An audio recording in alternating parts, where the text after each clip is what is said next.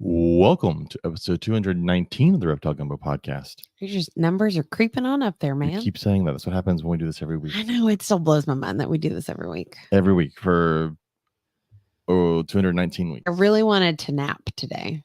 Yes, a nap would have been great. But I did not nap today. This is like the third day in a row I haven't taken a nap. I'm sure everybody out there feels horrible for you. I don't like it. This is what summer is for. It's naps. Everything is very sensitive with noise today. Have you noticed that? No, I have not. Maybe it's these headphones. I don't know what to tell you. I can turn your volume. It was not like this at the show this past weekend, but like every time you set that cup down, it was like boom in my ear. I have no idea. I turned your volume down. Is that any better? We'll see how it goes. Okay. Well, I don't notice a difference yet. So I don't know what to tell you. It's okay. It is what it is. Okay. So let's do our sponsor stuff. Want to do our sponsor stuff? Yes. If you are looking for any feeders, Lil's Shop of Horrors operates a commercial feeder breeder facility based out of San Antonio, Texas. They specialize in rats, mice, roaches, and more. As feeder breeders, they focus on the nutritional needs of the animals that consume them. They have nationwide shipping available on live insects, and for frozen rodent shipments, reach out and check availability in your area. They also do weekly meetups throughout South Central Texas and are aiming to expand their meetup locations.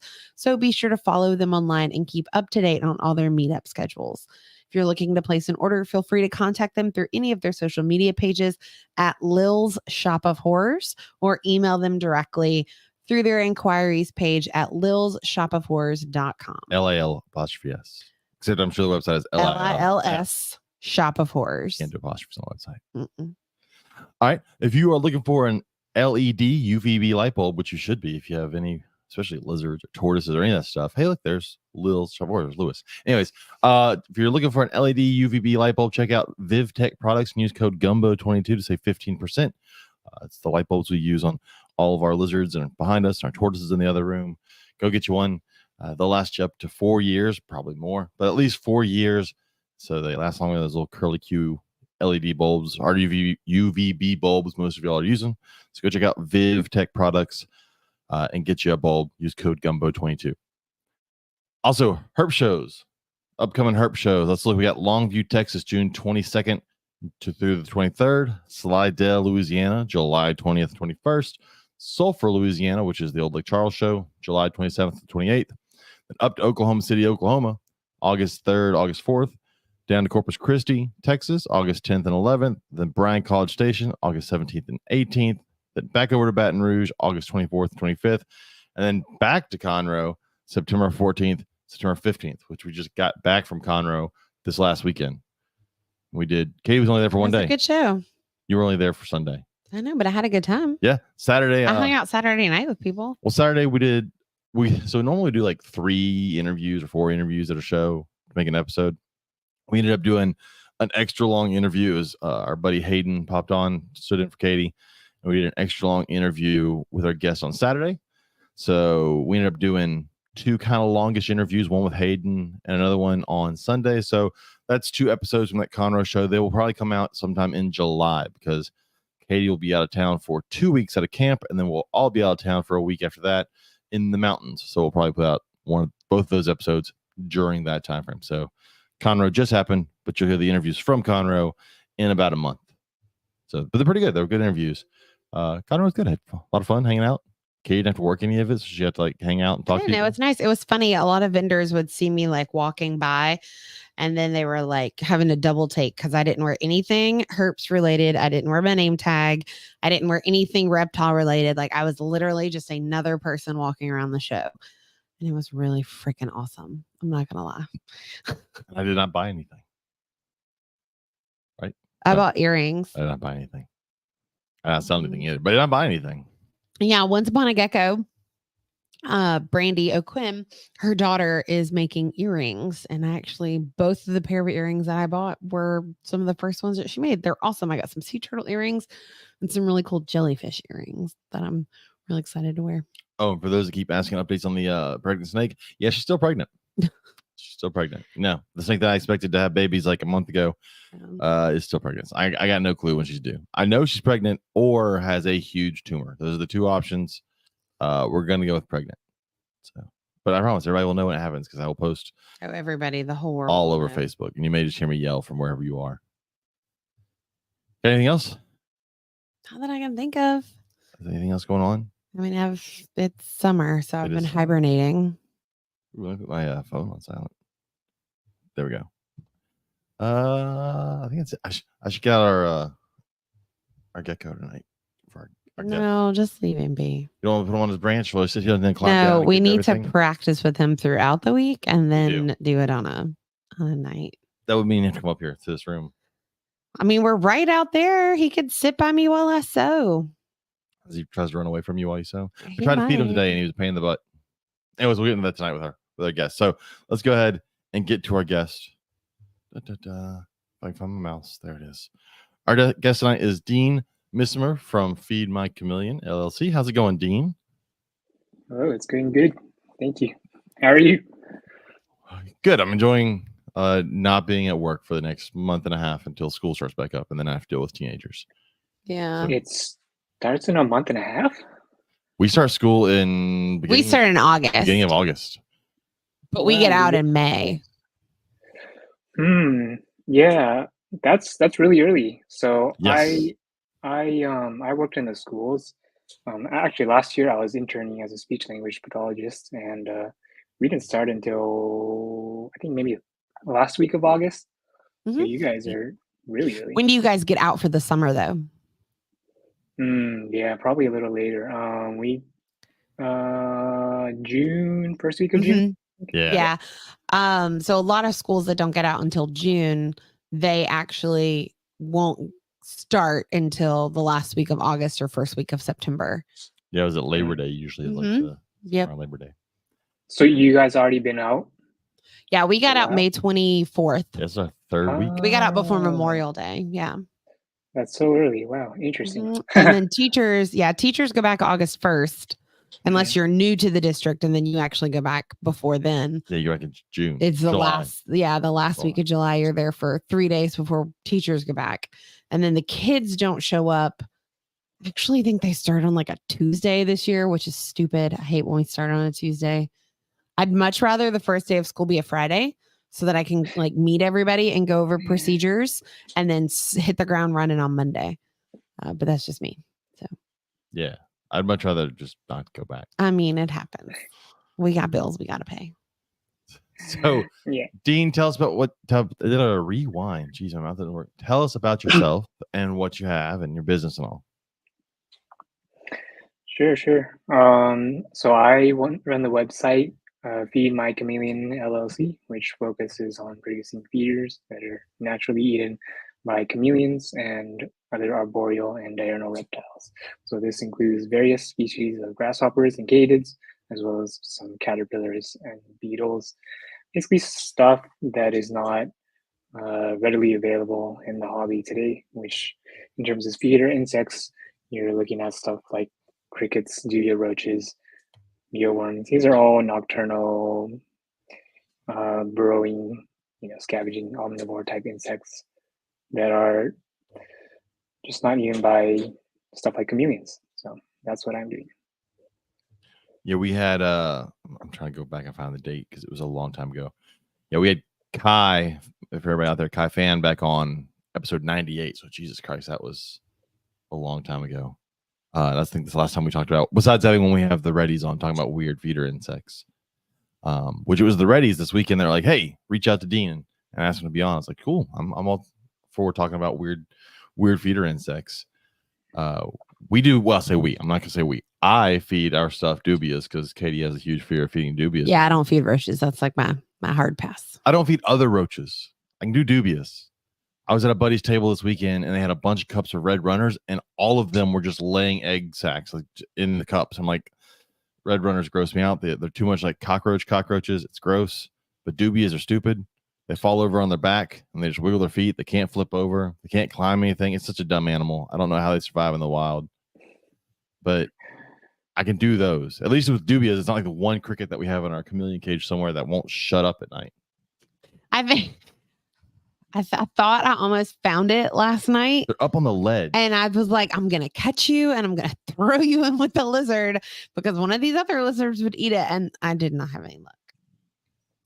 So you do grasshoppers. So you're talking like some big feeder insects. Yeah. So the guy you mentioned, actually, that was my my Padawan learner. So, that's what I heard. Yeah. Yes. Yeah. I ran into him in a reptile show back in like 2018. Mentioned that I was breeding grasshoppers and he was interested. So, at the time I was about to enter my postbac in grad school. So I was gonna be working insane hours for the next 4 to 5 years. So I just decided to teach him in the free time, whatever free time I had during that time. So the reptile community could have more access to these kinds of feeders in the meantime, because my production was pretty limited. But yeah, they're really cool. They get really big, although when they hatch, they're still tiny. So you get a much larger range of sizes in the end. But it's funny you mentioned dubia roaches and how dumb they are. Yeah, but in the wild, we don't.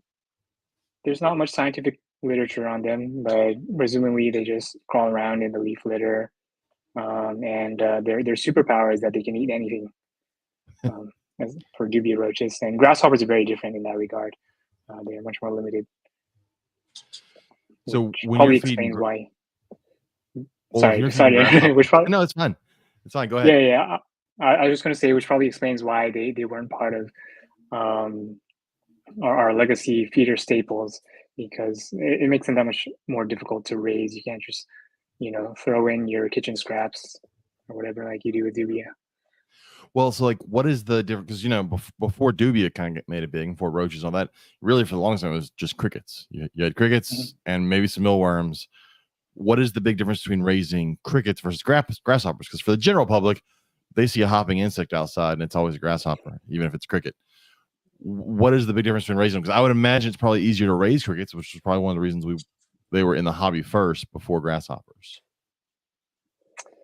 Yeah. So,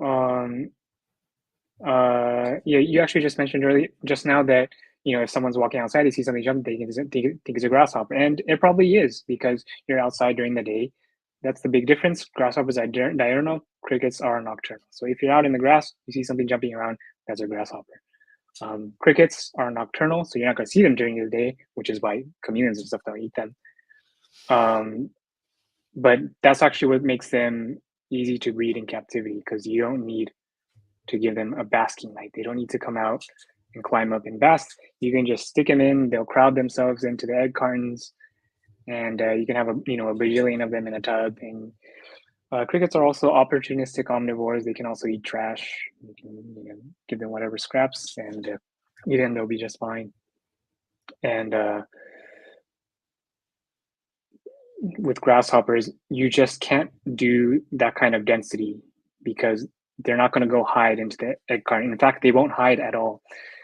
Their escape mechanism is to jump toward the light. So even if you give them a bunch of egg cartons, they're not going to go into it, right? They're all just going to come up to the top layer to get as close to the light as they can. So that's a big difference. So I have them in these screen cages, and they need a lot more ventilation. They need more heat. They need more light, and they need more specialized foods. Cricket mandibles are little sharp things, so they can chew up basically anything. Whereas grasshoppers, it's much more blunt, and they can really only chew apart leafy greens well. Yeah. So some of the more generalist grasshoppers can eat other types of vegetation too, although it's not necessarily good for them. For the most part, grasshoppers, they're just going to eat leafy greens. And depending on the species, it could be a lot more limited as well. I have some that can eat almost any grocery store veg, but I have others that can only eat maybe one or two things from the grocery store. So, oh geez, yeah, that's drastically different than like crickets or even like you said dubias, because dubias you can feed from, I mean, just dog food, greens, any sorts of vegetables. So it's way different.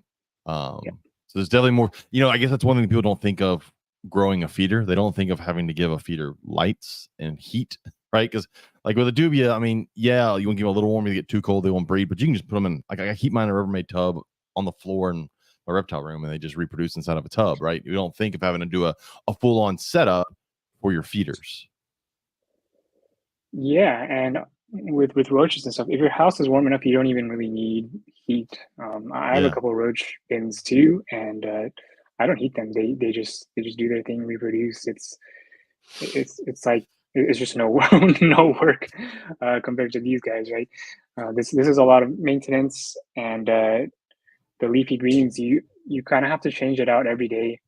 They eat a lot, and just being a diurnal insect, and harnessing the power of heat and light, they just have a much higher metabolism. So if you've kept them for the first time, you might be shocked by how much they eat compared to some of the other stuff. And it's weird because, like I said, normally people set feeders. I don't think of the roaches that I have as pets. And I'm not saying think of the grasshoppers as pets, but I mean, again, I just think of them as they're there, and I throw food at them, and they make more roaches, and I'm good.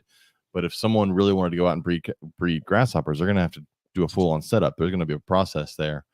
How warm are you getting those guys during the day? Yeah, it depends on the species. I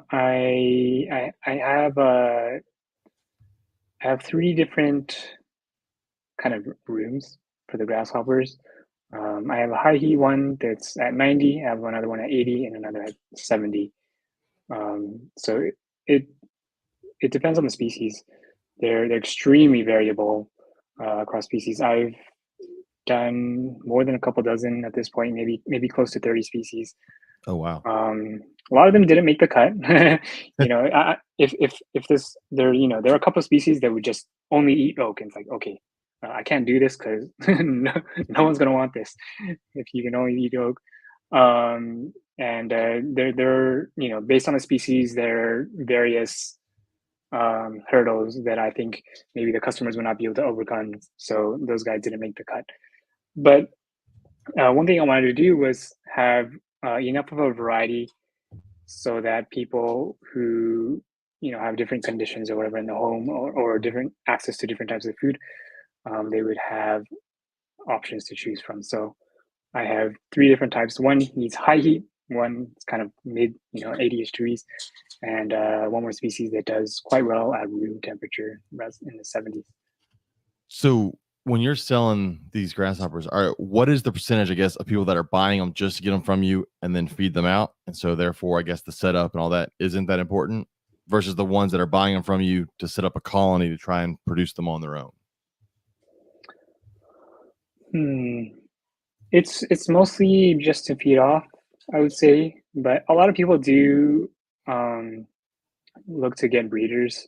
I guess because it's a new thing, so yeah, it makes more sense to do that. Also because the price point is going to be higher. For a lot of people, it's not going to make sense to be buying all the time. But that being said, they're going to be a little more difficult to breed. So I mean that's probably the reason why most people still are just buying to feed off most of the time. So Darren in the chat wants to know if grasshoppers chirp, or is that just a cricket thing? Because God, it is so annoying when the crickets do it. Yeah, once again, this may be an unsatisfying answer, but depends on the species. Are there that many different species of grasshopper? Yeah. Globally, yeah. Huh. How many do we have in the state?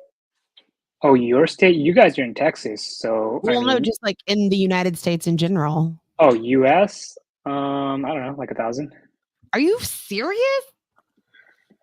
I think so. Yeah, I mean, golly, there's way more bugs out there than I realized. Apparently, well, bugs are the number. Like, it's the largest group of. Huh. Yeah, it's a lot. Yeah, we have a little over 200 in California, so I have a long way to go. Even if I want to get every single one, that we have here. 200 different types of cricket. Well, that's grasshopper. Grasshopper. Well, that's crazy because you also just think that's also ranging from. I assume there are some species that are very small. We always tend to look at the really big ones because they're fascinating, but there's probably some really small ones out there. Yeah, yeah. The thing about grasshoppers, they are highly specialized. So there's a grasshopper for each type of plant, each type of Oh, terrain. wow. I have one that literally only this one didn't make the cut because it only lays eggs on the side of cliffs, like vertical sides. So it lays its eggs, like it climbs up Damn. backwards and sticks its butt in the ground sideways. And I was like, I don't know how I'm gonna Build a cliff in your anyone's gonna house. yeah, That's you build a so cliff crazy. out of dirt, okay, because they have to lay their eggs in it. One whole wall of your house on the inside is a giant dirt cliff. So weird. Yeah, yeah. How prolific are these? I mean, that may be a species thing, but in general, how prolific are grasshoppers versus like dubias, which I mean, again, they're pumping out babies all the time, or crickets obviously are very prolific. They breed tons of them. Once again, it depends on the species, but they, in general, they're very prolific. The only so that's not really an issue for me.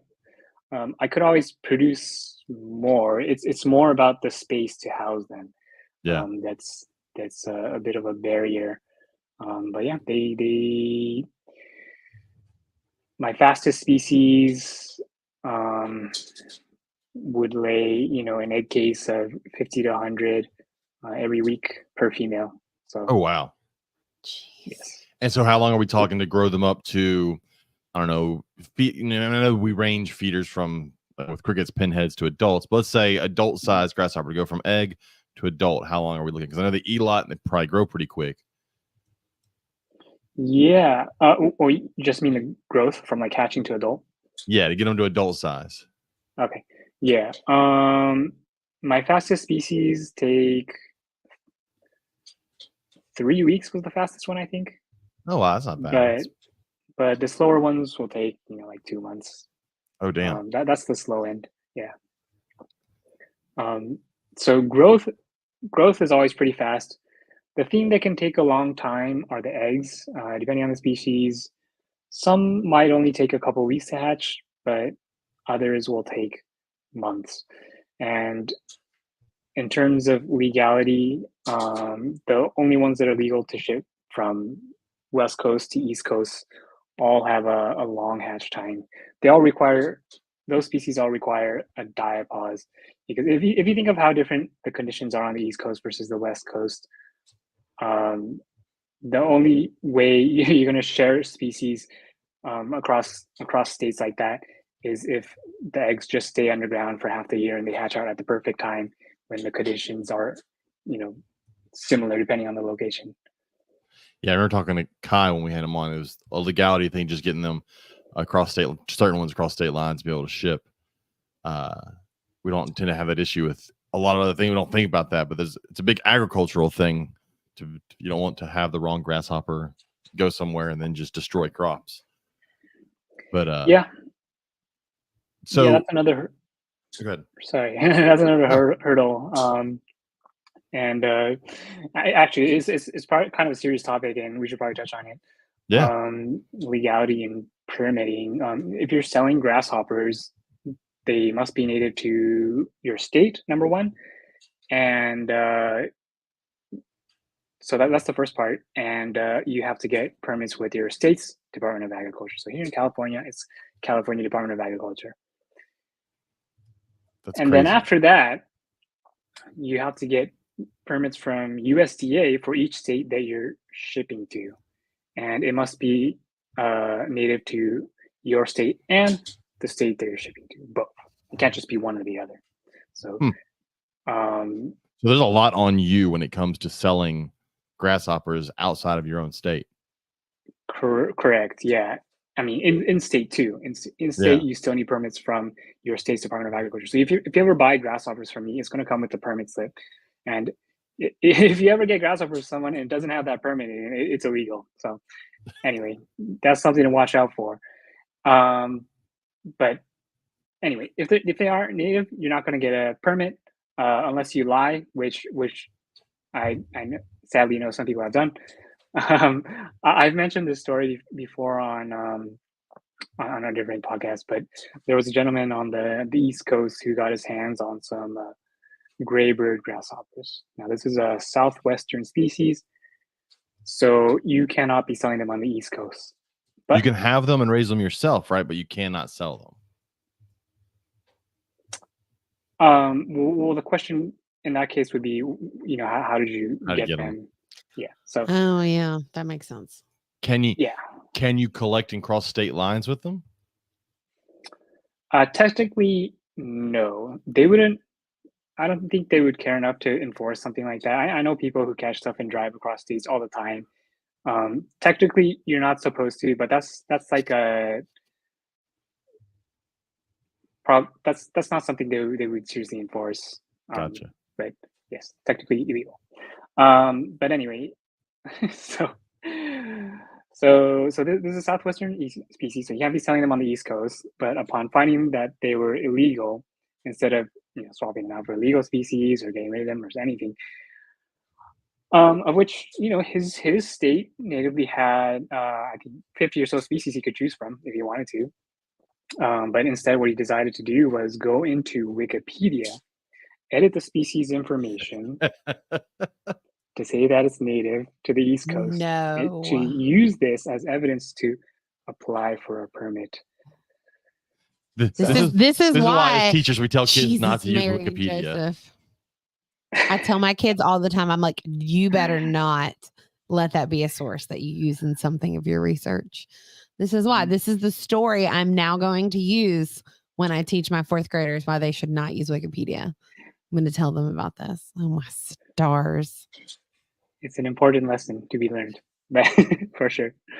But yeah, I mean, I don't know who out there needs to hear this, but if you lie to the Department of Agriculture to obtain your permit, it's not legal, right? Imagine that. So, I mean, here's the thing. Last year, I was invited to visit our Department of Agriculture in California to help with some invasive species and taxonomy stuff, which has a massive collection of confiscated specimens, by the way.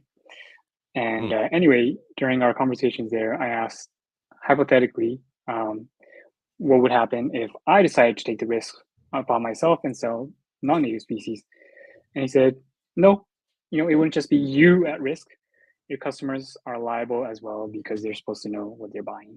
So not only would you be putting yourself at risk by selling illegal species, but now your customers are at risk of having their entire collections confiscated. And yeah, like what if someone ends up in the news for this crap, or there's an outbreak on the wrong side of the country, which puts the entire reptile community at risk. I'm never going to tease Amanda Reddy about her bug stuff again, because this is so much larger than I imagined. Well, especially grasshopper, because there's the whole biblical locust and all that, but locusts in general, grasshoppers in general, can wipe out entire crops. Well, I knew that. So especially if you get them in a place where they're not native to, just like any other invasive species, but now they go through and they wipe out entire areas. It can be really bad. So yeah, it's crazy. So that's why if anybody listening wants to do grasshopper feeders, you need to be very careful and vet the person you're getting them from, and what species you're getting and everything. Ask questions. Yeah, just make sure you're getting the permit slip in the shipment, and also make sure you know the species you're getting, and make sure you know that the species is native to both your state and the state they're sending it from. And if it all checks out, you're good. But it's just we don't have to think about that, because I can go online and order 1,000 crickets, no problem, and no one thinks twice about ordering 1,000 crickets. Yeah. Very different from what I understand. Europe has much more relaxed laws regarding that. So if you see people in Europe, they'll have all sorts of wacky locusts and stuff. But we don't get that here in the U.S. Everything is state by state. So. William Tell had a question in the chat. I just want to go back before I move on too far. It says, do you have a way to study the nutritional content for the species? Which ones may be better nutritionally and all? Yeah. There are some studies done on grasshoppers as food for human consumption, and that's where we have our scientific data for their nutrition.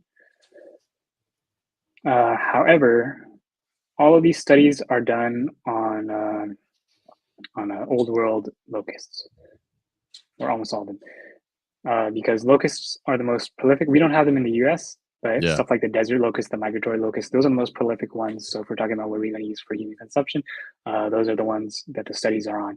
So we don't have any studies for U.S. native species, but they're similar enough that we can extrapolate the data no problem. And what you'll see that grasshoppers in general are extremely high in protein and low in fat. They are very lean compared to our legacy feeder staples. Actually, here I have a chart. So here's I'm gonna read the numbers off this grasshopper study. This is for the desert locust Schistocerca gregaria. We have 76% protein and 13% fat. Oh, wow. And the remaining stuff is stuff like chitin and ash. And let's compare it real quick to, let's go with dubia roach. So here's the dubia roach. This is a study done in 2018 by Lam et al. We've got 48% protein, 45% fat. Oh, geez. I mean, it's not double, but it's close to being double the amount of protein. Mm-hmm. That's crazy. So that's the difference we are talking about in terms of, and it's not just grasshoppers. Diurnal and arboreal insects just in general have that sort of a profile. So there's a huge difference in terms of the macronutrient, even just the basic macronutrient content that something like a chameleon or an arboreal alligator lizard would be eating in the wild compared to the typical feeders we have in captivity, especially when you're talking about like dubia roaches and superworms. When you talk about these things that crawl around the ground, they don't really climb, they don't jump, they don't fly. Those things are going to be significantly more fatty than the leaner jumping and flying insects. Okay, so what I'm hearing is that either the Reddies or Lewis need to start breeding grasshoppers in Texas so I can get grasshoppers from them to feed to my chameleon. That's what I'm hearing. Yeah, I mean, I can ship to Texas too, but yeah, I've sent Mr. Reddy a few species, and I don't know if he's I forget if he's trying to breed them seriously or not, but I know I don't have the patience to breed them. I like my dubias. I throw them in a tub. I forget about them. They still live. They end up having babies. I throw some food in there every now and then. By the way, anybody listening, if you're going to feed your dubias, you should use feeder fuel from Reddy's Rainforest. See, there you go, Lee. I gave you a plug for your feeder fuel because I got a wait for pretty much watching. I got a bag here. I fed it to my dubias today. But so what is the process, I guess, for breeding grasshoppers? I guess just in general, I know there's a lot, but your process of putting them together. How many can you have to be careful how many you put together? Is it a thing where they'll start feeding on each other, eating each other? How long do you separate the eggs? How do you set up eggs? That whole thing is weird. Like people listen to this know reptiles. We get that, take them out, put them in vermiculite, throw them in an incubator. You're good. But how do you do grasshoppers? Yeah, I mean, being herbivores and specifically leaf eaters, they're not going to go after each other unless you just don't feed them or something. Yeah. I mean, it's similar. They're most out of all the feeders we have, previously, they're most similar to crickets. Right? They do the same thing where they lay their eggs in the soil. So that's the first thing. And that's probably the biggest hurdle for most people, because when you keep a tub of roaches or something, you don't have to worry about substrate for most of them. I mean, yeah, even the ones that people typically keep in substrate, if they're live birth, they can mate and have babies, no problem. You just don't have to do much. Managing substrate is it's a whole skill on its own. That's probably the hardest part for most people, and providing basking, adequate basking, right? That's another part. Making sure it's ventilated. People are generally used to using tubs for their feeders, so that's a Mhm. big difference as well. But those are the main things. Yeah. So when they lay the eggs, do you have to shift adults to a new thing of bedding and then you take that soil and let it hatch, or do you just leave them all in there and let the babies hatch in there with the adults? How does that process go? Yeah, I like to do that. You don't have to. Some people just want one cage, and if you just want one cage, then okay, it'll work. But I have a whole system because I have a ton of them. So, in the name of efficiency, yes, I have to keep, rotating stuff and keep all the same sizes together and whatnot. So I just want to throw this out there. I'm gonna throw up on the screen that the Reddies said that they've got grasshoppers from you and they always show up perfect and they're an awesome feeder. So that's good. Yes, thank you. Isaac Kyle had they said that so then grasshoppers would be a really good option for savanna monitors and other small monitors, which is true, but that's one thing I'd like people to realize when you say that savanna monitors don't eat mammals mostly. They're mostly insect eaters. I know as a hobby we're like, throw meat at them. This 3 to 4 foot monitor must eat meat, but insects are big and at 70-something% protein, that would be a great thing for something like that. Yeah. From what I understand, savanna monitors in the wild eat predominantly insects, and there are a lot of big insects out there. There are a lot of big grasshoppers out there, especially in Africa. Yeah, that's one of those animals, unfortunately, we brought over here and like, it's a monitor, it must eat meat. And then they're like, why are all these monitors getting fat and not healthy? And it's like, because they're not supposed to be eating mice all the time. Yeah, and with grasshoppers, especially if you just let them loose, it's a whole chase. Yes, that is true. Yeah, I love watching it. I always just throw them in, and you don't have to worry about them hiding either. So, crickets still get stuck in a crack, something, and chirp all day and drive you mad. Oh, they do. I'm telling you, I've got one that in my chameleon's cage. I know where it's at. It just gets up on the eaves of the frame I have for holding the perches together, and it hides there. And my chameleon's too stupid to go try and find anything. I tried to feed my chameleon today. It took a roach from me, and then for like 5 minutes, just stood there with it in its mouth. I'm like, come on, man, let's get this stuff going. He's in no rush. Yeah, eats on his own time. Taking his time. Yes, it's annoying. It's really annoying. He knows it irritates you. I can set stuff on. The problem is I can put stuff like on a branch in there, but the problem is the roaches will just like run. He's really slow when it comes to catching the roaches. And I'd be okay with it, but Katie would lose her mind if she reached in there and the roach was loose in there. Nope. You want me to keep taking care of him or doing anything? You have to guarantee me there are no roaches just loose in his container. I can mostly guarantee there's no roaches. No, sir. I did find one roach in the lychee container. That's fine. I don't go in her cage.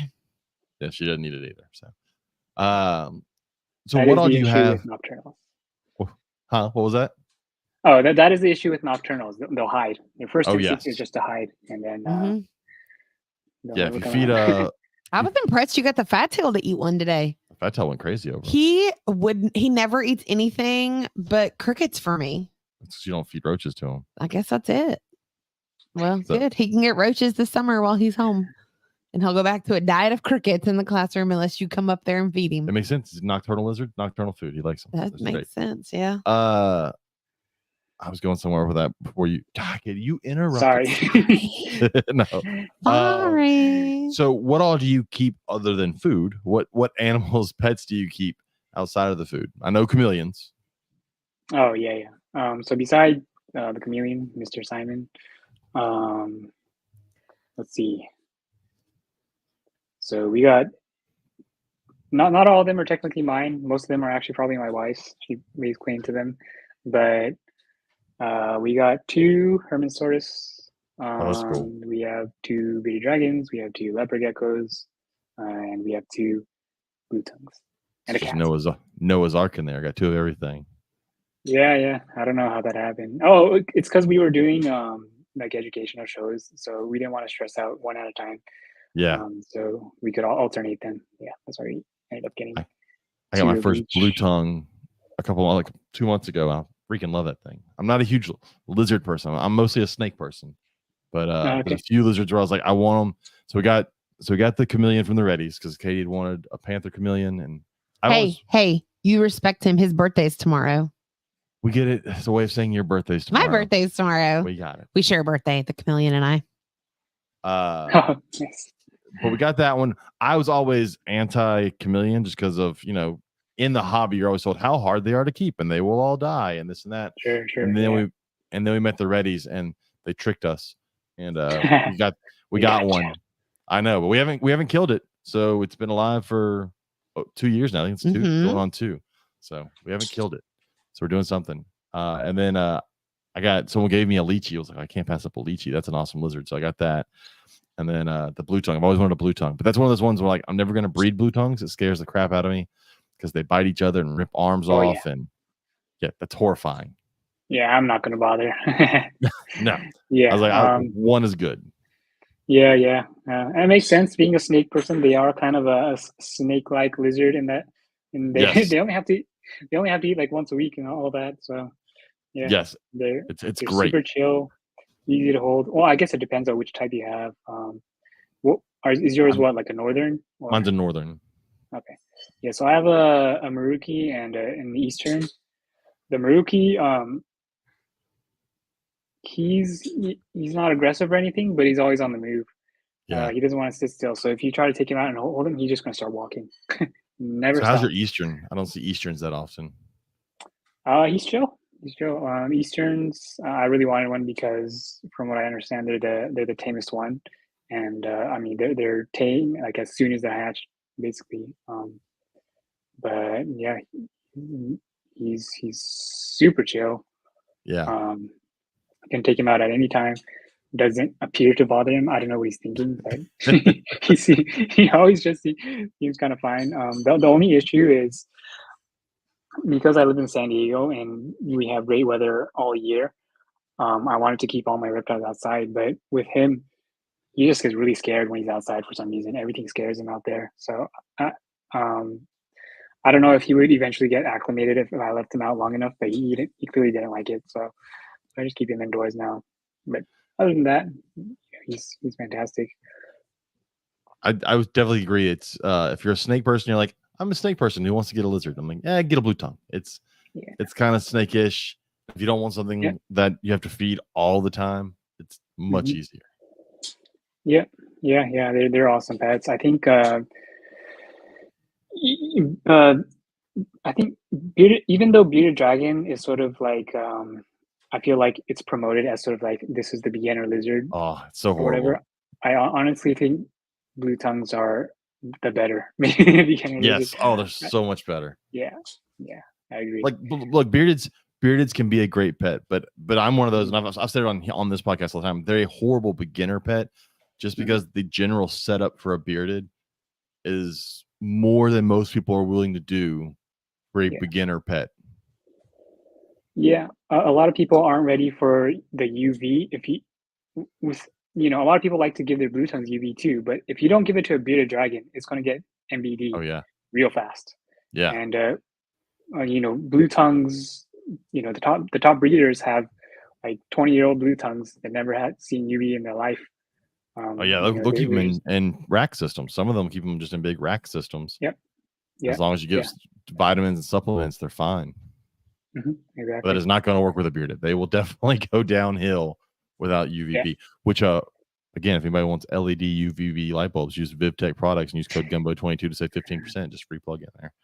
But that's and not just that, but bearded dragons also require feeder insects. A lot of people can't do bugs.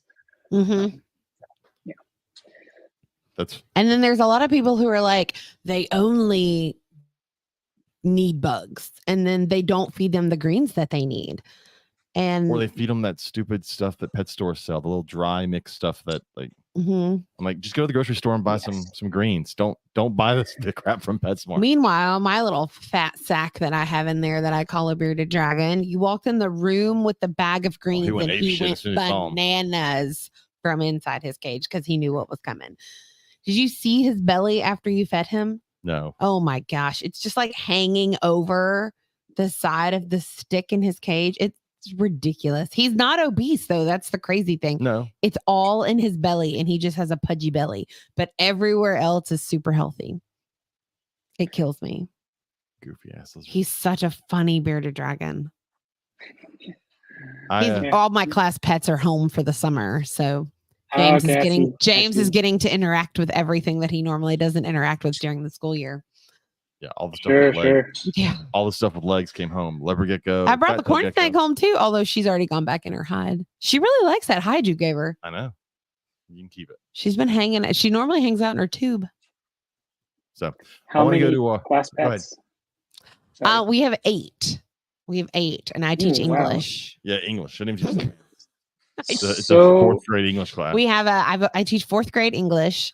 We have a corn snake. We have a leopard gecko, a fat tail gecko, a bearded dragon, a crested gecko, a box turtle, a guinea pig, and we had a jumping spider, but he passed away. Okay. Wow. Yes, I'm familiar with 4th graders. Yeah. But that's a lot. Do you just like leave some space open in your house?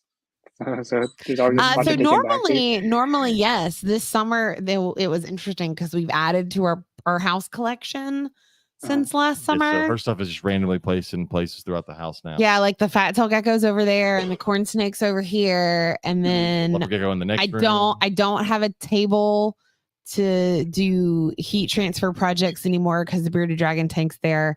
The box turtle's in the closet downstairs. Leopard gecko's on the ironing board. So I don't have an ironing board right now.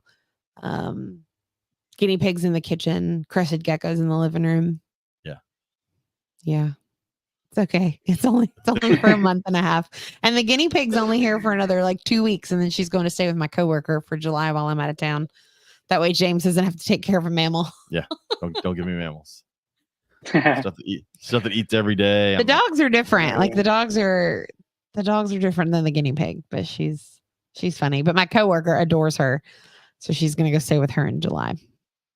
Good. I won't have something squeak at me every time I take out green. Nope. I've already apologized to her husband. I'm like, heads up. Every time you open the fridge, she thinks that you're giving her something. I apologize now.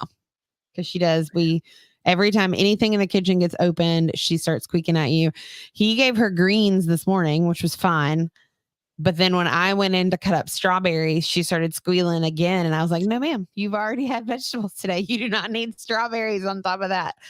But yeah, anytime she smells fruit, she's like, goes crazy. It's hilarious. Big fat rodent. So I want to get to the question that we posted this week. I posted it yesterday. When we asked lots of feeder questions, but there was part of this question that I liked that we haven't asked before. So the question was, what are your favorite feeders? But we also said, which gets the best responses from your reptiles? Because sometimes someone's favorite feeder is ease to get and feed, not what the animal goes craziest over. So I asked that question. Again, a lot of our listeners are obviously snake people, so a lot of their answers went that way. But I want to go through their answers, and then we can discuss their answers and discuss kind of what obviously grasshoppers are going to lean heavily on your side, but we'll see what everybody else says. Carl England says, I alternate between rodents and chicks. Obviously snakes for the most part here. It's amazing how crazy the food response can get when they smell chicks instead of rodents. I've had snakes that I have to leave the rodent in overnight.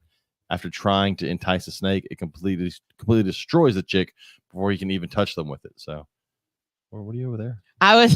Robert posted in the chat that she squealed at him when he let the dogs out Sunday morning. It scared the shit out of him because he forgot that she was home. That's right. Sorry, man. Robert came over to our house. Our other co-host who's sick tonight came over to our house on Sunday to let our dogs out while we were at the show, and apparently got scared by a guinea pig. Yeah, she does that. I have fed chicks and some stuff, and they do some of my snakes because it's not a normal staple, and they do go crazy over chicks. Prescott Williams says I raise button quail for them. All my snakes go crazy for them. Says my ball python has never refused one, but has been on I guess refuse. I don't know, the last part of that sentence made no sense to me. Our buddy Lewis in the chat says it depends on the species, but he's a fan of Mediterranean geckos. Which would be an interesting thing if someone wanted to start breeding Mediterranean geckos or just collect them. There's a lot of. We've had more show up on our porch the last couple of weeks. The Mediterranean geckos. Well, and I think it's because I haven't heard the mosquito truck in a while. Because whenever the mosquito truck comes by, we don't see them out and about a lot. Mm-hmm. But now that there's mosquitoes, I'm all for feeding out invasive species. Have at it. Nathan Holcomb, who was in the chat earlier, said rat pups for the copperheads, mice, pinkies, and fuzzies for the king snakes, and anything for the ball python because they'll eat everything. Our friend Danielle says her snakes literally will eat anything, but our turtles and tortoises go ape shit for chicken. Mine go ape shit for mushrooms. My tortoises lose it for mushrooms. Kristen said button quail and chicken chicks for all of her snakes. Tyson Dallas said he feeds his corns chicken hearts on occasion. That's an odd one to get. I really wish button quail chicks were more widely available. They are so small. Yeah, I didn't realize how small they were because you bred button quail in your classroom this year. And teeny tiny. Those things are really small. Our buddy Lee Reddy said all variety available depending on what species of reptile you are trying to feed. Of course, the more natural types of feeders to the animals are better. I can't speak tonight. My tongue does not want to work. It's because you took a nap and I didn't get to take a nap. It was. Timothy says depends on the species. Snakes, of course, it's rodents, chicks, or quail. Lizard-wise, his Cuban anoles and tokays love horned worms, and tegus go crazy for anything. And then Tyson Dallas said, considering how some snake species have really tiny young that start on mice and rat tails, I'm surprised rodent breeders don't work with a species smaller than mice. I don't know what they would work with, but I'm sure there's something out there. But again, most of that was snake people. It went all that. But because I think we're just really starting to get into the variety of insect stuff. Again, like I said, for the longest time, it was crickets and mealworms, then superworms, and then we got horned worms, and then now we got dubias and all the other types of roaches. So it's just we're slowly getting into a variety there. Yeah, the hobby is still in its infancy in many ways. So I'm doing this one thing, but I think we'll see a lot more variety going forward. At least I hope so. But it sounds like I noticed going through that comment section that I guess it shows that I guess you're mostly snake people because all the comments were like snake food. Yeah. Well, like I said, I don't think even those that are feeding lizards, because of the handful of them have lizards, other than the reddies who have tried a little bit of everything, most people are feeding whatever's available to them locally, and usually locally there's not a large variety on insect feeders. Okay, yeah, that's true. So if they're going to PetSmart or Petco, they're buying crickets for the most part, or maybe really overpriced mealworms and horned worms. But like I said, it's there's not a large variety when it comes to it. Like, it was a big thing when we got into doing dubias for our stuff, just because we would get crickets, and thank God I used to have to order when we had more lizards. We'd order 1,000 crickets, and then at least 700 of them died before we ever got a chance to feed them out. Yeah. Crickets, for whatever reason, they're not very hardy, I guess. Either that, or people struggle to keep them alive. Orthopterans in general also, so crickets, grasshoppers, katydids are extremely susceptible to pesticides. So if you give them grocery store food that is not organic or whatever, came from a sketchy source, it can wipe out your crickets instantly. Same thing with grasshoppers. And roaches are a lot more indestructible in that sense. But it's the silver lining is, at least when your crickets get wiped out, that you're not going to feed any pesticides to your animals. Whereas roaches, if they're surviving through it, then it's still going to get transferred to whatever's eating it. So are you currently, or have you bred katydids?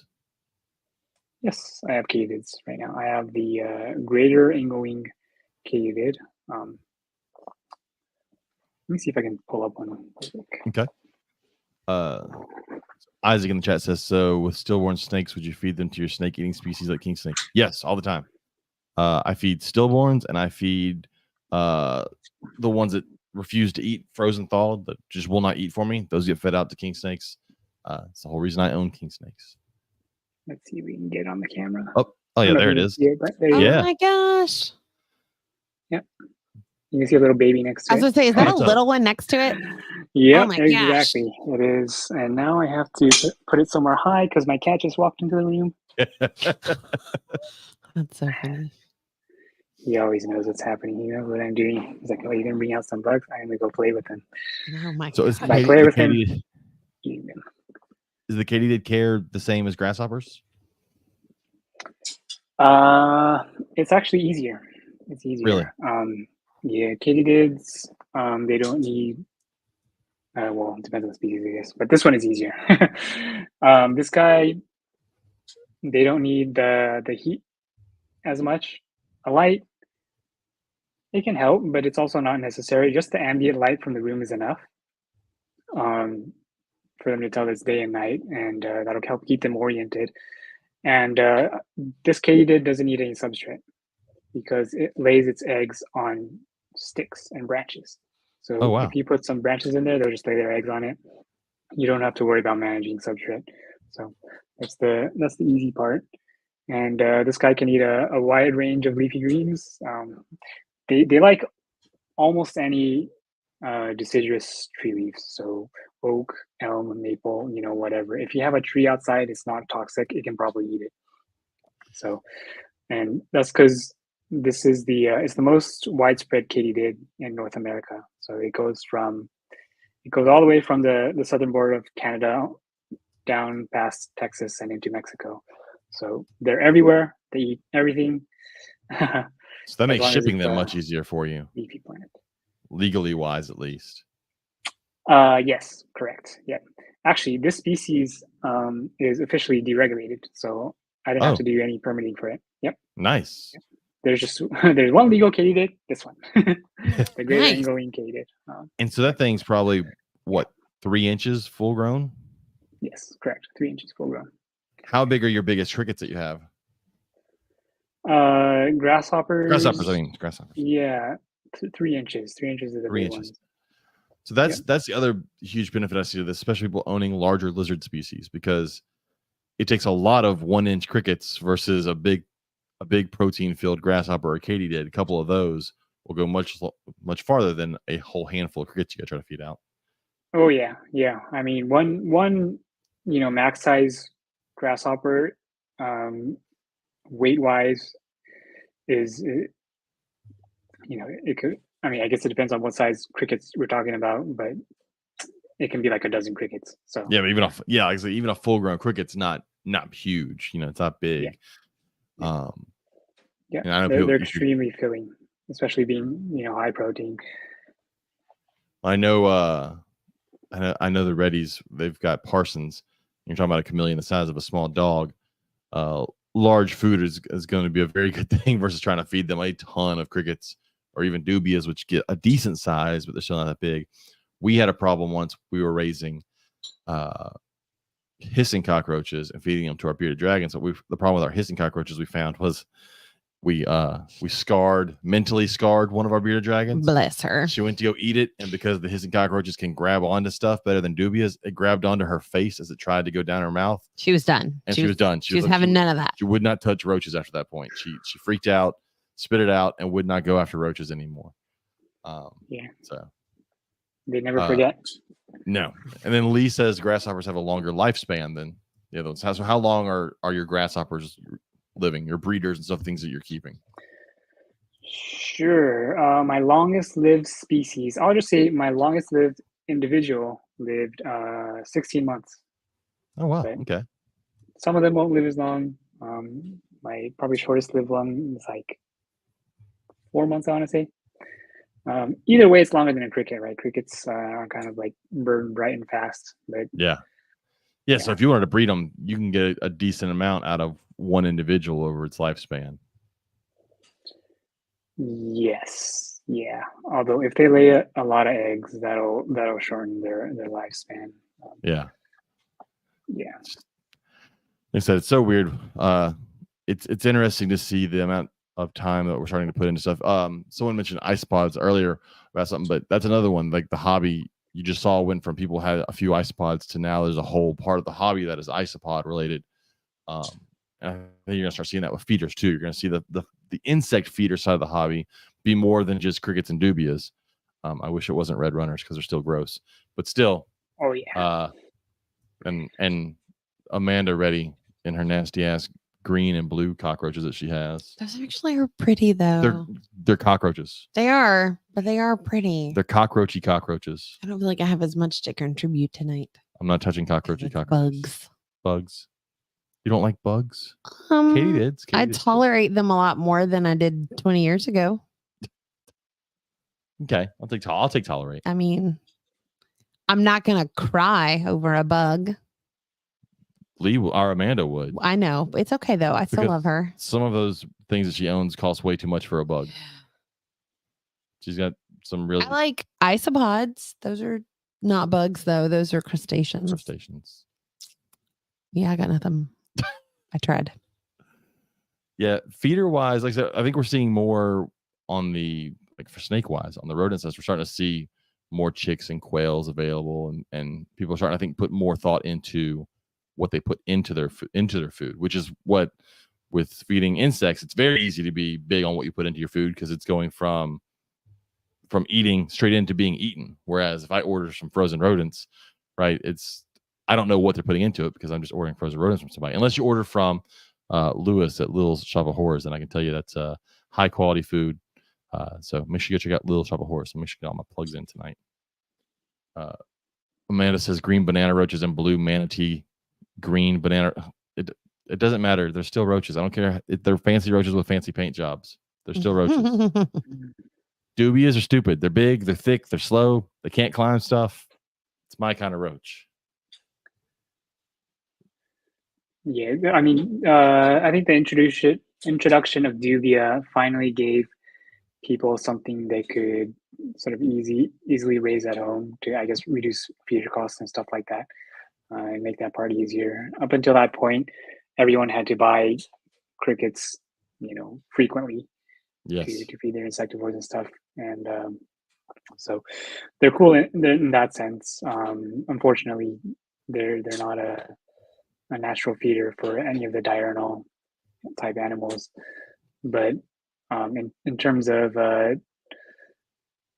making things easier on the keeper, convenience, I think dubia is about as good as it gets.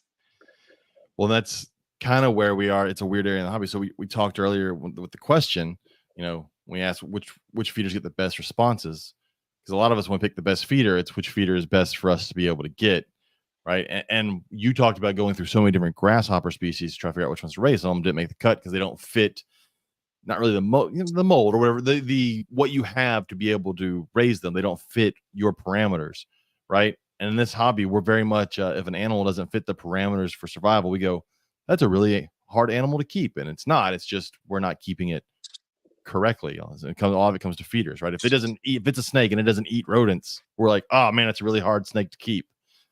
A mud snake would probably be a really easy animal to keep if you could afford to get sirens. If you could have a whole giant tub of sirens available at any time to feed your mud snake, it's probably a super easy snake to keep.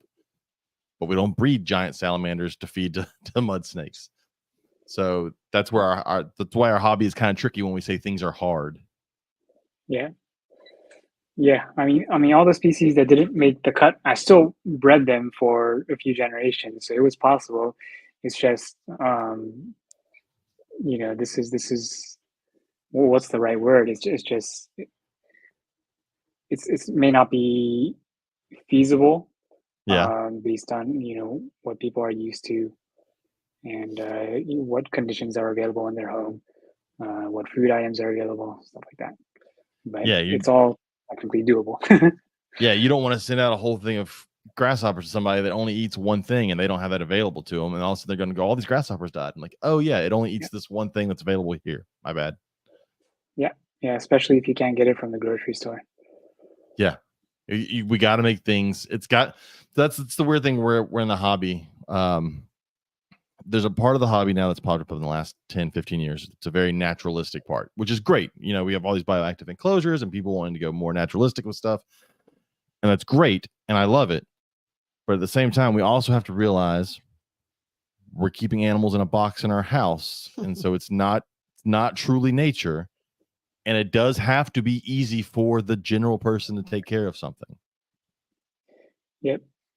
And I always say that keeping animals in captivity is about compromises.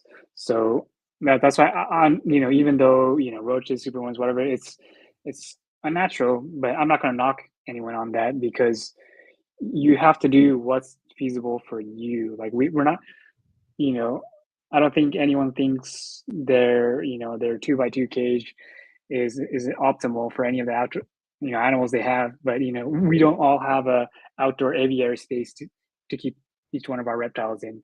So it's all about making compromises and doing the best you can. And which is why it's great to have someone like you out there that's breeding something.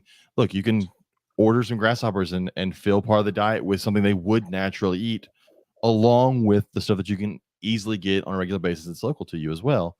So it allows you to do that.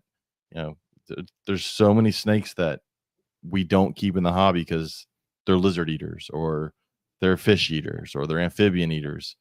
And again, we put that it's hard to keep label on it. And like, it's not, if you can provide what it needs. It's just, we know that we can't. So we have what we have and make what you have work. Yeah. And as the reptile hobby grows, and I feel like it has been growing, especially through the pandemic years. Yeah. I think, and I at least hope, we'll see more of this type of specialization where we can keep a greater diversity of things, because there will be people producing the products and stuff that they need. Well, so on this podcast, I shit on ball pythons a lot on this podcast. No, you love ball pythons. I said I own a couple, but I still shit on them as a pet. But I've always given tons of credit that as the hobby where we're at now is thanks to ball pythons, right? A lot of the stuff that's available snake wise and all the products are available because that part of the hobby existed and that's where the money was, and we have it.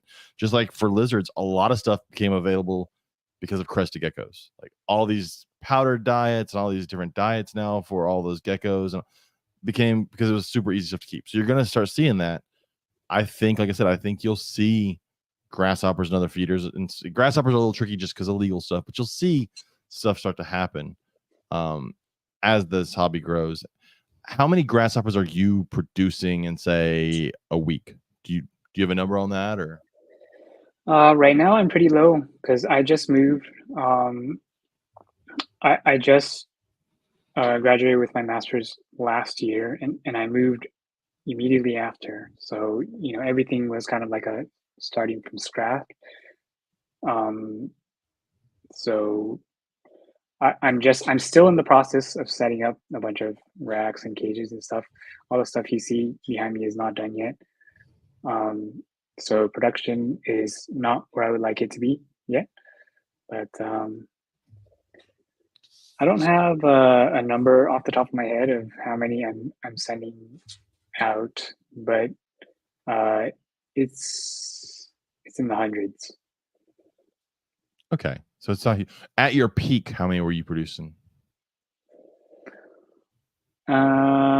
So there was a point where I was still doing experiments, and I was in grad school, but there's a point where I was hatching about 1,000 a day. The thing is, I was swamped with work. I was swamped with homework and internships, so I didn't have time to sell them. So I honestly let most of those things die. But the production was there. Yeah. So I didn't have time to sell them, but I was producing about 1,000 a day. Do you think it's a viable feeder for someone financially to be a staple feeder in say their chameleon's diet? Depends on how much money you make. Some people buy weekly, and other people buy once a month. Some people buy once every few months. Whatever works for, or whatever works for you. I guess it just depends from person to person. They'll never be as cheap as crickets because they require so much more, and even just the space requirements. If you think about how much space costs in California. I live in San Diego County, which is one of, if not the most expensive county right now in California. And I live in San Diego City as well. So it's just, The idea of like, expanding to a warehouse or something, that's going to cost a lot just in rent. So I'm not looking at that at the moment. It's just whatever I can produce in my house. And because I can't pack them all into cardboard, they all have to come out in bass. There's just a limited amount you can grow, per square foot.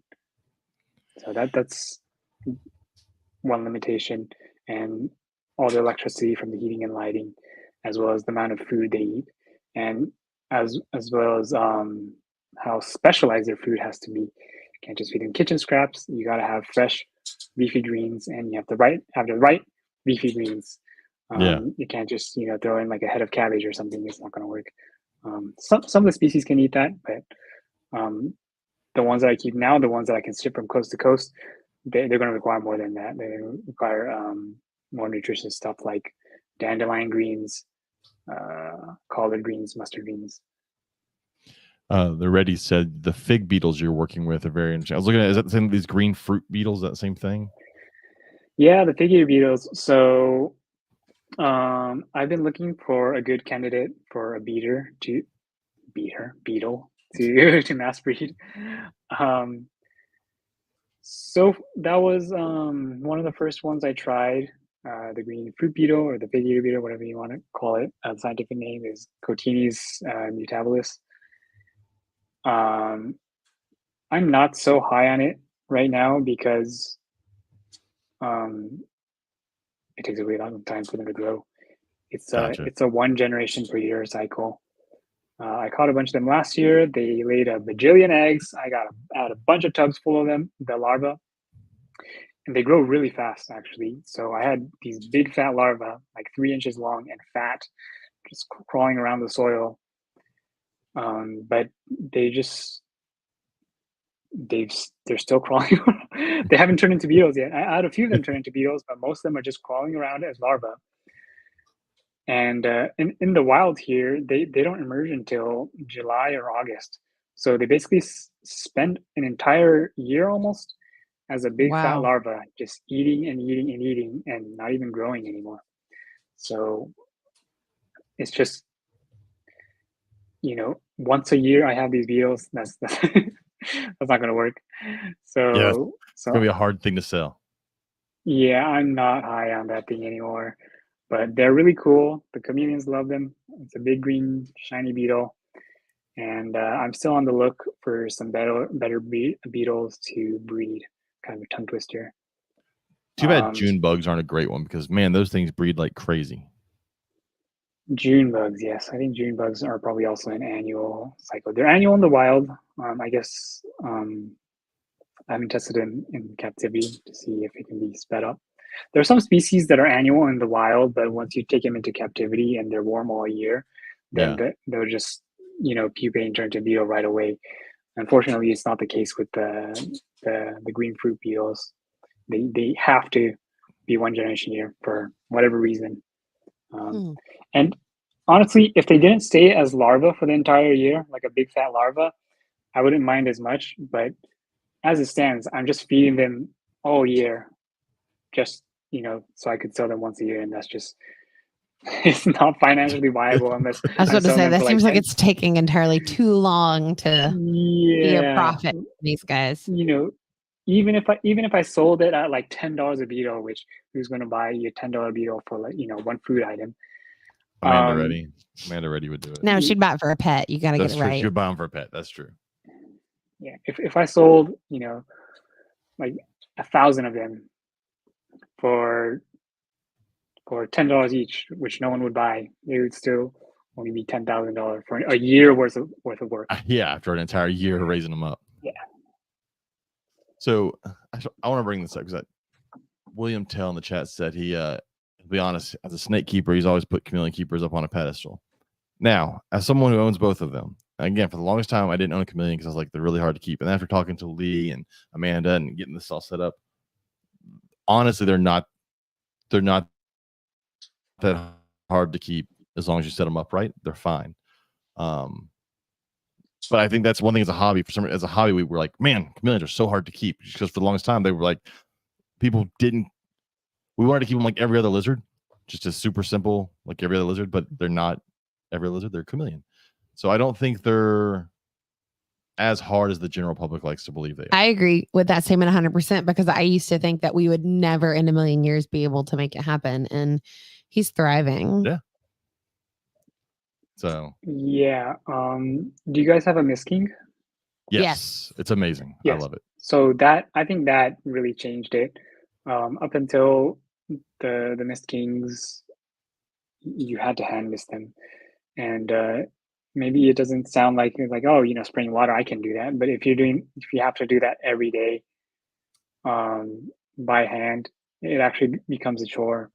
And when I was my first pet reptile, in terms of non-natives, because obviously when I was a kid I was just catching stuff, but my first pet reptile that I bought was a chameleon when I was 10 years old, and the hand spraying was it's kind of a lot for a little kid to stay on top of all the time. I guess when you're that little, you don't have as much of a sense of responsibility or schedule and staying top of all your tasks. And that was one of our we bought 2 baby veiled chameleons when we were in college. Mm-hmm. Before we knew anything about one, we found out much later they were way too small. We never should have bought these like itty bitty eating pinhead, like small cricket baby chameleons. But we ended up killing them, and I guarantee we just could not spray them, keep them. And we also had one of those, I don't know, I guess they still sell them, that stupid, like it's like a jar with a little nipple on the end of it that's supposed to drip, but that thing's dumb as hell. It's the worst thing. This was also like 20 years ago. Yeah. But yeah. No, mine was, yes. I had the same exact thing. And it was the same exact time as well 20 years ago. Yeah. So yeah. We ended up killing them. And so from that moment on, we're like, oh, these things are so hard to keep. And then the hobby doesn't help because they're like, oh, they're so hard to keep. Until you realize they're not. Like I said, the Mist King has made it's amazing. Anyone that owns animals that need to be misted, stop hand misting them unless you just for some reason really love it. And get a Mist King. Hook it up to a 5-gallon water jug and just let it go off twice a day, and you're good. Yeah, and when I first saw it, I was like, oh, I can mist with my hand. Do I really want to pay $100 on it? It's absolutely worth it. Oh yes. Yeah. But yeah, so the one thing I did find, and I said this before with chameleons, because we're fairly new. We got our chameleon a year and a half ago or so. Mm-hmm. Yeah. So we're fairly new with keeping them, but that is one community though that is rough to say the least. There are certain communities in the reptile hobby that are not everyone. No, not everyone, but I should say on Facebook, on social media. Yes, Facebook. Yes, on social media. That is because look, hanging out with Lee and Amanda, they're amazing, and the people they know are amazing. But social media, there are certain reptile groups on social media that are easier on people than others.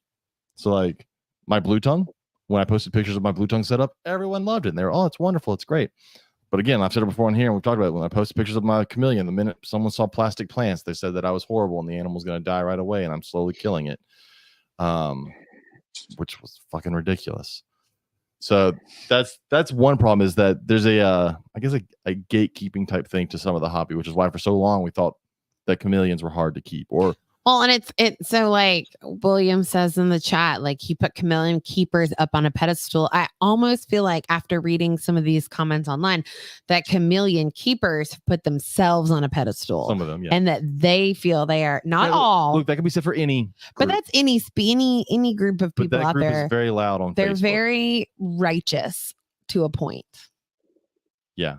Self-righteous, I guess. So like there's many ways to keep our animals. And like you said, we talked earlier about, not everybody's gonna be able to feed diurnal insects to their diurnal animals, and if they're feeding dubias and crickets and mealworms and the animal's still doing fine, that's fine. Like that's one way you can do it, and it's still an okay way to do it. And I guess that's the problem, is that we've just got to keep reminding people there's more than one way to do some of this stuff. Mm-hmm.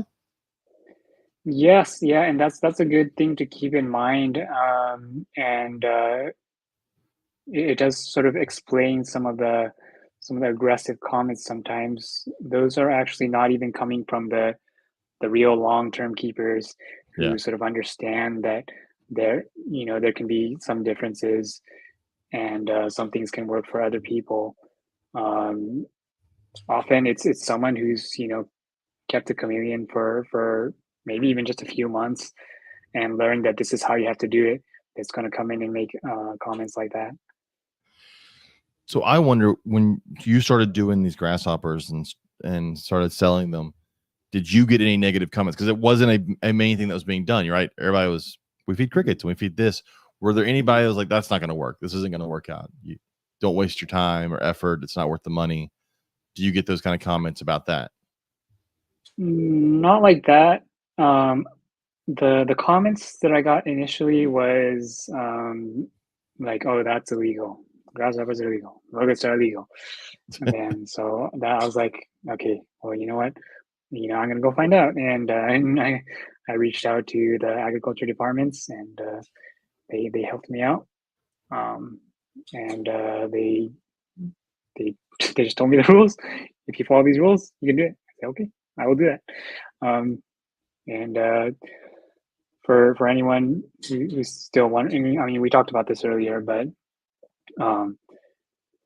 all you have to do is make sure, first of all, that the grasshoppers are native to your state and to the state they're being shipped to. If you're receiving them, same thing. They must be native to the state where you're receiving them, and they must be native to the state where they're being shipped from, and it must be accompanied by the permit slip. And that's it. Once you do that, it's all good. I don't think I received any criticisms or attacks beyond that. I think most people understand that something like a grasshopper is more of a natural food. It maybe if only because they've seen, a lot of people have seen nature documentaries, and whenever you watch those and you see chameleons, they're almost always eating grasshoppers. That's just kind of the ubiquitous diurnal insect that you're just going to encounter, besides just random flies and stuff like that. But yeah, that's sort of my experience with that.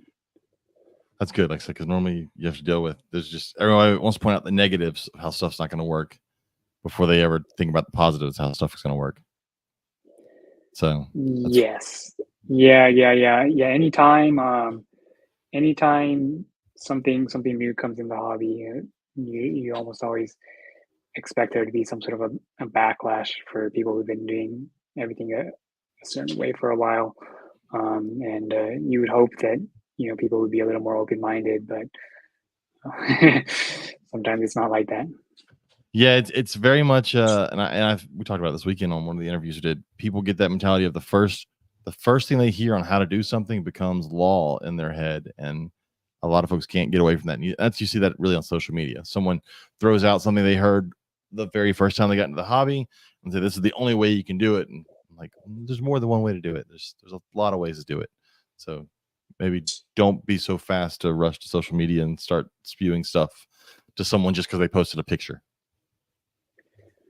Yes, yeah. One of the many downsides of social media. And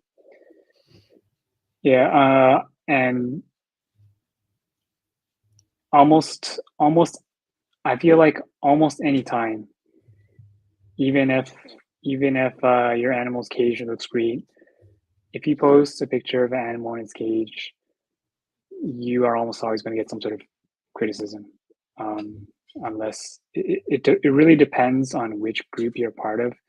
But if you're part in sort of a large group where a lot of people are kind of in and out, there's a high turnover. Those are the type of groups, especially where a bunch of random people will say some mean comments, and they'll say, "Oh, you can't do this, you can't do that." It's not even just limited to chameleons. I've seen it happen in leopard gecko groups. I've seen it happen in bearded dragon. It's like, oh, what's that? Is that substrate? It's going to get impaction. You get like 10 comments saying like it's going to get impaction. So I feel like you could take a picture of some of these animals in the wild, in their habitat, and someone would go, that doesn't belong there. That's not going to do well there. It's going to get sick there. And you're like, I'm sure. They would argue just for the sake of arguing. Yeah, absolutely. Yeah, you should try that. I think it'd be kind of funny. Take a picture, just zoom it in just enough so you can't tell someone and be like, "This is my setup." Go to Australia, zoom in on a picture of a bearded dragon sitting on sand, and watch someone lose their shit over that. Yeah. I can see it.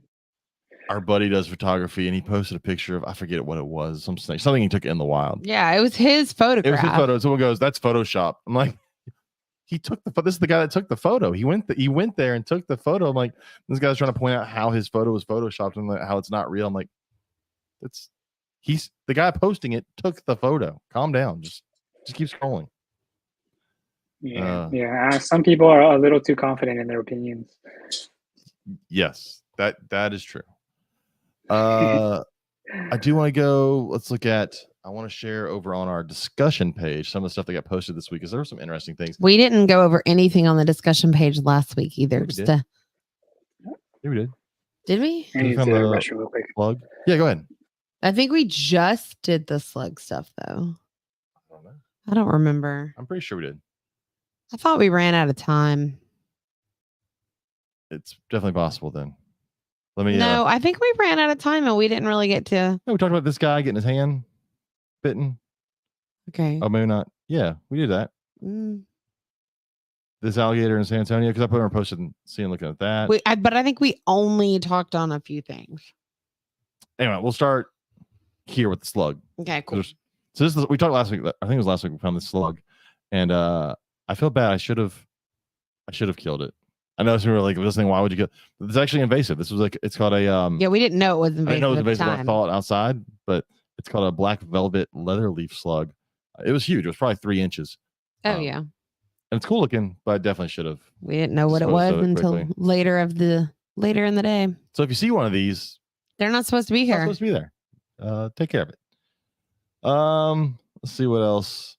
We talked about the International Herpetological Symposium. Max posted that. This rat snake on someone's door handle. That's okay. I do remember scrolling through this. Maybe we did. Nathan said he saw an HEB when he was going through Texas. Nice. So we mentioned HEB. HEB's great grocery store. Which we were supposed to go to today, but we did not. I don't know why. The kids have survived off grilled cheese, so we're okay. I shared a video, but it's probably not there anymore. It was Crocodile Encounter had an awesome video. Go check out Crocodile Encounter on Facebook. They're amazing. This is the rabbit beating up a snake. We watched this video because we were trying to figure out what was going on. Yeah, the food chain's weird. Nope, going past it. Nope. Oh, Nathan, you're gross. So I don't do well. I forget what it's called. It's a big long name, but I don't do well with like holes and stuff, like in skin, like the seed pod. Like seed, yeah. Like, and Nathan posted a video of a Suriname toad, which are the ones that have the babies pop out of their skin. Nope. Gross as hell. We're gonna skip. We were in public when that notification came up on his phone, and he all but threw up in the store. Like, I'm not even kidding. It was gross. I was like, oh, somebody posted something with holes. Like, I knew exactly what he was freaking out over too. That was the best part. I was like, sorry, man. Like in the skin. Like sometimes people will like Photoshop those seed pods. I don't like listening to people eat things, so you don't have to. That's true. You are weird about that. You don't have to. You don't like listening to yourself eat. I don't. And last night I ate the loudest Fritos known to man. God. It was like I was chewing gravel. It was loud for me. It was awful. I literally held the chip in my mouth until it got soft so that I could eat it without it being so loud. Just hold it in your mouth till it gets soft. Shut up, James. Anyways, last week we had talked about Central Texas Tortoise Rescue. You posted that on there. Yes. Again, if anybody wants to get a tortoise, please adopt a tortoise before you go and buy a baby sulcata. I didn't read this. Megan said this article, which was about the Texas tortoise. So go read that because Megan knows I'm not going to read. She does work. You talked about this. The Gulf Center for Sea Turtle Research. She helps out with that. Some pictures of them going out. Sea turtles. Katie's dream. It's pretty cool. What is this? Oh, this was. Yeah, it looks creepy is what it looks. It's actually a book somebody posted, like an idea for a book for me. I don't read anything scary.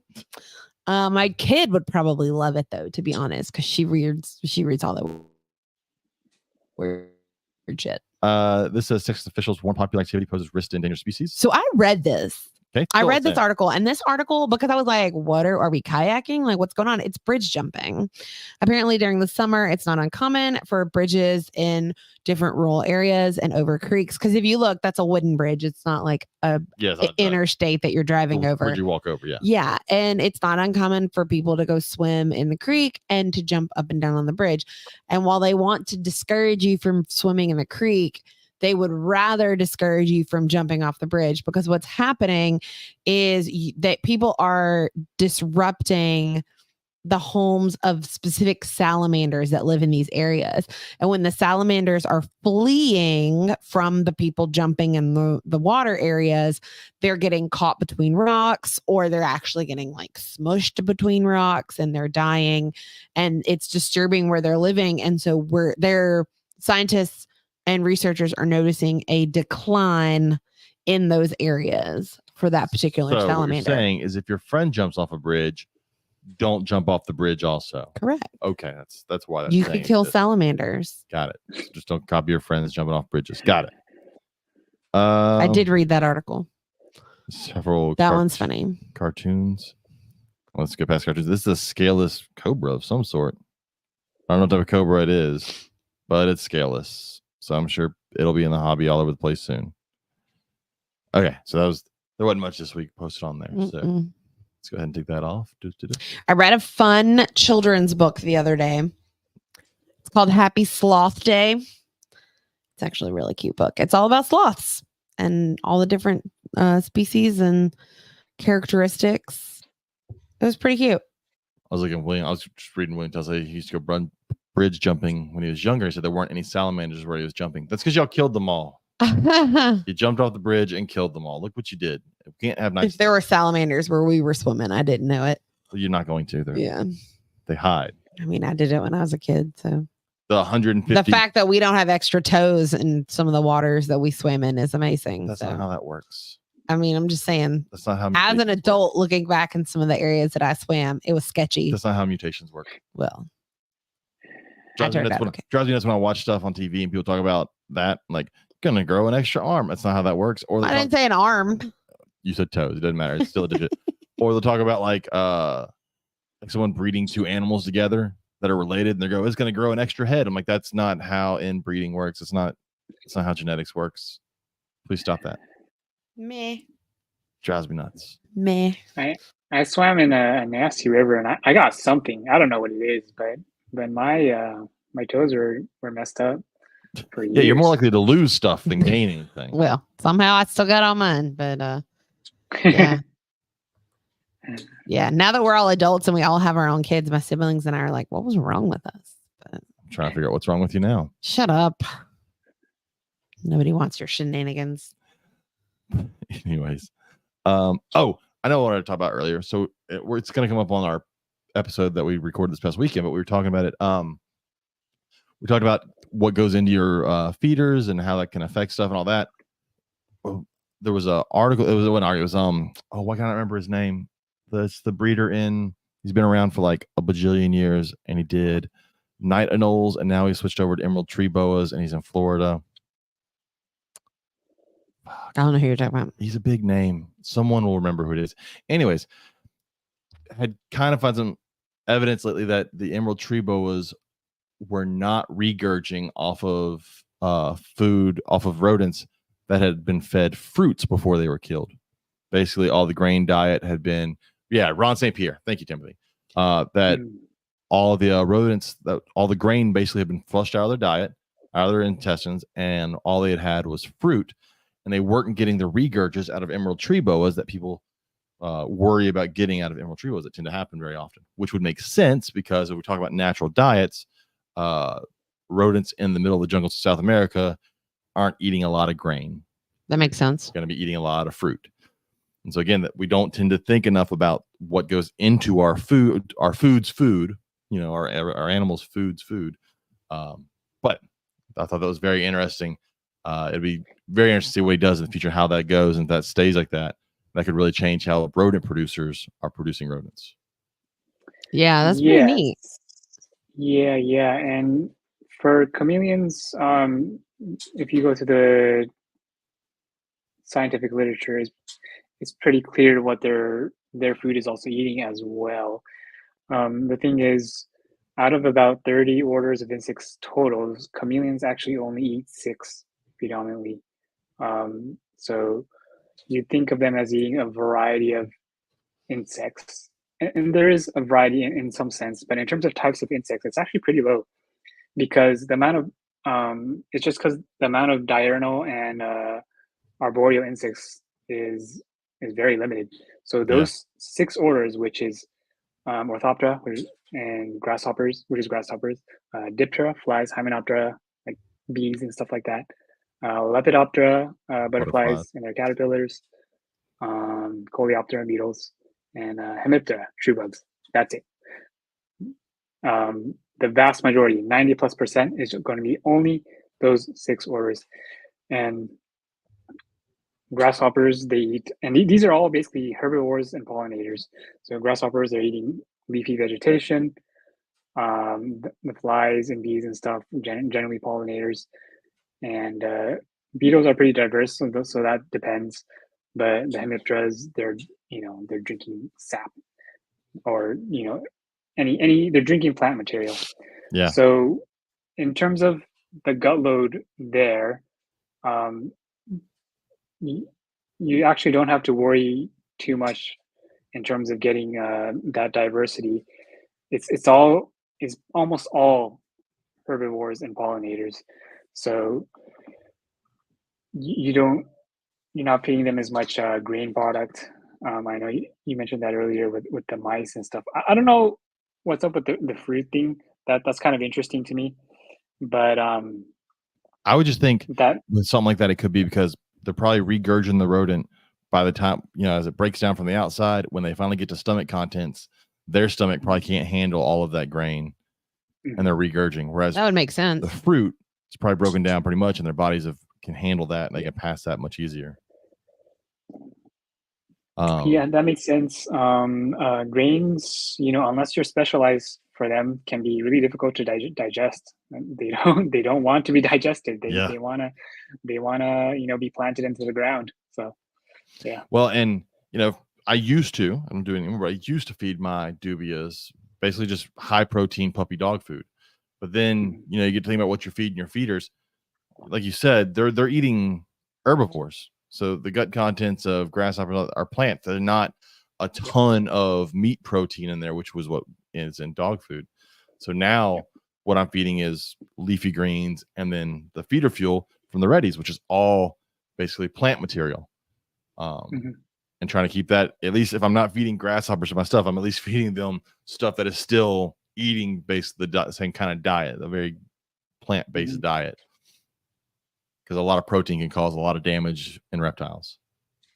Yes, gout is the one you have to watch out for, especially with roaches. The thing is, with grasshoppers, they're high protein naturally, so you don't have to worry that. Even if you're just feeding them grass, the grasshoppers themselves are going to be high protein. That's just how they're built genetically. Whereas roaches, they are naturally a much more fatty insects. They're much more 50-50 protein fat. And you can make them higher protein just by overloading them on protein. Like you feed a cat food or something, they'll be, you could get a roach that's, maybe like 70% protein because it ate all this cat food. But all that excess protein is going to be stored as uric acid because it's unnatural. It's not supposed to be like that. And if you feed those to your chameleon like regularly, it's going to get gout. And that's just something, again, people don't tend to think about. It's not one of those things that I guess they normally talk about. We don't tend to think about what we put in our feeders. So it's, someone goes to the pet store, buys crickets, brings them home, feeds them out. They're assuming they're just eating the cricket. That's what they get. But that cricket is full of stuff. That's why you go get crickets, bring them home, have a bin where you put the crickets in, feed the crickets overnight, and then feed the crickets out. And it's a far better meal for them. Timothy says sweet potatoes and carrots he's always heard is best to feed insects. It depends on the type of insect. Some insects, those are great. And for some, like for grasshoppers, those are not great food items. Yeah. Have you found any issues with any of the species of grasshopper you have raised with their exoskeleton being too thick or anything for any of your animals versus like the soft exoskeleton of like a roach or something like that? No. So chitin, there was one point, I mean, it's still kind of a a myth, urban legend that some types of feeder insects are very chitinous. Like some people say, oh, superworms, they're so chitinous, and it's just not true. If you go to the scientific literature, they're all in single digits. There's almost no difference between them. You're looking at like 2 to 4%, maybe 2 to 5%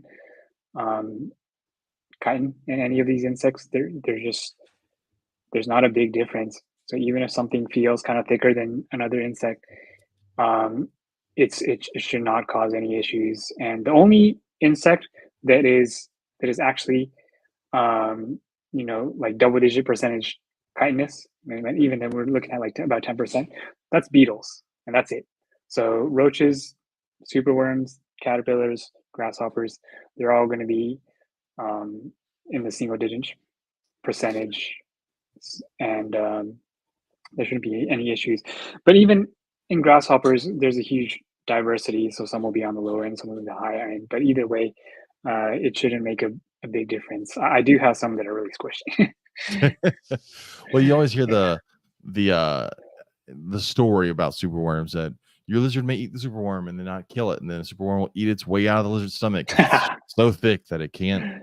But like I've never seen proof of that ever. It's like the old like the snake laid next to the woman to size her up and so he could eat her. Like it's one of those stupid stories that gets spread that has no one has a picture or a video or anything of it. Yep. Yeah. There's so many myths like that in the hobby. They just get spread uncritically. No one knows how to evaluate evidence, I guess. But it goes back to if they heard it once, it's got to be true. Yeah, but I guess you guys are the teachers. You gotta teach critical thinking to the next generation. I'm working on it's it. Up to you. Hey, I got my state test scores back today, and I'm pretty pumped about my scores. Yeah. Okay. Well, hold on. I mean, let's preface this with some data. I got my state test scores back. No. My passing rate is significantly higher than your passing rate, though. So 95% of my kids passed the state test. All they had to get on the biology state test in Texas was a 26 or higher. No. A 26 or higher, and they passed the test. It's ridiculous. I had some kids, when I went through, I looked at like the number, like the scale score that they scored in third grade versus the number that they scored. And so the number grew, but they actually regressed a level because the level cutoffs are different in fourth grade than they are in third. In high school, I was like, oh. In high school, you can pass biology and still be dumb. No. The score in fourth grade is set pretty high, which is why there's normally a significant drop from third grade to fourth grade for testing. But mine didn't drop. So as I tell people, as a high school teacher, I see the future of America. It's scary. And it is not good. It's just not. I've been teaching for 11 years and it has gone downhill for 11 years. So be scared, people. Be scared. It's you heard it straight from the source. Yeah. That's what happens when dumb people grow up and then they have kids and then they have dumb kids. It just progressively gets dumber. Yeah, there's even, and it seems like each generation there's more distractions. Yes. It's very hard for focus. Well, more distractions and less importance put on education and learning and getting better at stuff just in general. Well, you said you were at, it was a band function with Joe I couldn't go to. Oh, yeah. And I watched a little kid on an iPad on TikTok who couldn't make it through the entire TikTok video. Yep. She'd go a few seconds in, then next, few seconds in, then and never stopped on one entire video. I'm like, Jesus Christ, they're already short. Yeah. and this kid couldn't make it through one. Yep. It's crazy. Yeah. Yeah. And I don't know what it's like over at your schools in your area, but I don't know if it might be different because I was teaching in the Bay Area, but elementary school, all the kids talked about was Roblox. They didn't care about anything else. It was nuts. Yeah, I feel like that's the younger grades. The older grades. Now Fortnite's the big thing. That's high school too, Fortnite. Yeah. Roblox was a couple years back. Fortnite one more time. But Fortnite's the big thing. In high school, most of these kids think they're going to become rich by playing Fortnite or being a YouTube star or content creator. And I'm like, okay, have at it. Yes. Try it. Yeah, I mean, when I was in kindergarten, we were asked, what do you want to be when you grow up? And then everyone said, it's always like firefighter, policeman, stuff like that. And you ask now, it's the YouTuber. Yeah, you don't get any of those like lawyer, doctor. It's ridiculous things that they're not going to achieve. Mm-hmm. They have no plan how to get there or for after it. But anyways, different times already. It's scary. God, I'm so glad it's summer. So let's wrap this up. If people want to get a hold of you and if they want to try out new feeders or go about that or ask you questions, how can they get a hold of you? So I go by Feed My Chameleon on all or almost all social platforms, the ones that I'm on. Facebook, Instagram. I have accounts on some other platforms like YouTube too, but I haven't really done much there yet. I think eventually I'll make some videos, but I'm pretty busy. So mostly Facebook and Instagram are what I use. You can also email feedmychameleon@gmail.com. There's a contact form on the website as well, feedmychameleon.com. And there's a number you can text if you want to do that. You can call and leave a voicemail as well. So there are a lot of ways to reach me. Definitely go check out the Instagram because there's a lot of cool pictures of some grasshoppers, a lot of different types of grasshoppers, or at least different ages and stuff. Yes. Yeah. I just came back from a trip with Bill Strand from the Chameleon Academy, as well as James Cross, the DIY Chameleon guys, and my other friend, Matthew Gallup. And I got a lot of pictures of grasshoppers from the desert. So I'll be, slowly posting those day by day. If you want to see, there's, a lot of people think there's nothing in the desert, but I can show you there's a lot. So go check them out. Try some grasshoppers. We're going to have to try some grasshoppers at some point for a chameleon. Anything else to add, Katie? I don't think so. I think I'm good. I think we're good. We will be back next week with, we have a guest for next week, don't we? We do. Do you want to announce it or do you want, just in case something happens, don't announce it? Yeah, not yet. 2 weeks, I know for sure we should be good. Okay. So check back with us next week. Next week, there may still be something that comes up for them. So I don't know. Same bat time, same bat channel. Yep, Tuesdays. Dean, thanks for hanging out with us. If you'll just wait 1 minute as we log off, everybody else, go check out our Facebook. Check out our Discord. Go join our Discord. Tons of fun chats over on our Discord. Go check out our Patreon if you want to give us a little bit of money. Don't forget to check out Lil's Shop of Horrors and Herb's Reptile Shows. VivTech. Use code Gumbo22 to save 15% on all of your VivTech bulbs and smart devices. We will see y'all next week. Good night.